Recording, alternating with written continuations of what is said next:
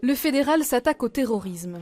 La Chambre des représentants a commencé son travail d'audition concernant plusieurs mesures. Parmi elles, la proposition d'allonger le temps de garde à vue de 24 à 48, voire 72 heures, la possibilité de perquisitionner 24 heures sur 24, l'envoi systématique en prison des combattants qui reviennent de Syrie ou encore l'imposition de bracelets électroniques pour les personnes fichées. Aujourd'hui, ce sont les experts de la magistrature qui donnaient leur point de vue. Je pense que nous sommes le seul pays européen à avoir un délai aussi court avec la Roumanie, avant même que l'on puisse procéder à l'audition de la personne privée de liberté.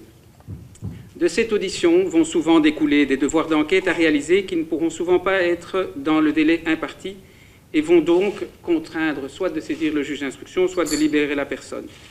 Nous avons tout récemment été confrontés à ce genre de problème à de multiples reprises dans des affaires récentes. Premier thème abordé, le prolongement de la garde à vue. Tous s'accordent à l'allonger. La question est de combien de temps ? Est-ce qu'il faut aller au-delà de 48 heures pour les infractions terroristes? Et là, certains nous disent oui, notamment le procureur fédéral, le collège des procureurs généraux. Et puis d'autres, comme les juges d'instruction, nous disent non. Il faut un délai qui soit le même pour toutes les infractions.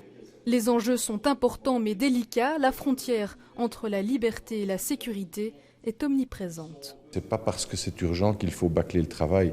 Je crois que c'est un peu la même chose il y a 10 ans, si vous vous en souvenez, quand on a commencé à mettre en place des caméras de vidéoprotection. On l'a fait en réfléchissant, avant de les installer, à la protection de la vie privée. C'est un peu la même chose ici. On modifie un certain nombre de principes qui sont inscrits dans la Constitution. On les aménage à la lumière des situations auxquelles on est confronté, mais pas seulement, et il faut le faire dans le respect des principes de droit de notre démocratie. D'autres experts viendront donner leurs avis dès la semaine prochaine, lors de prochaines auditions.